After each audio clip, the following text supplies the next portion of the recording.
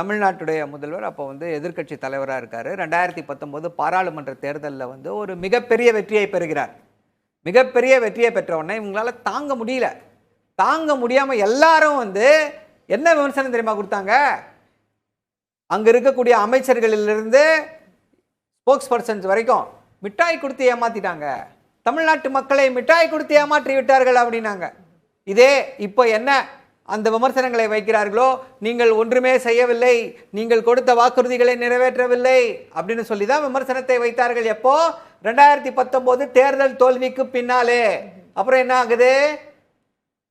அடுத்து வரக்கூடிய உள்ளாட்சி தேர்தல்களிலே மிகப்பெரிய வெற்றியை பெறுகிறது திமுக. அப்புறம் 2021 தேர்தலிலே ஆட்சியை பிடிக்கிறது திமுக.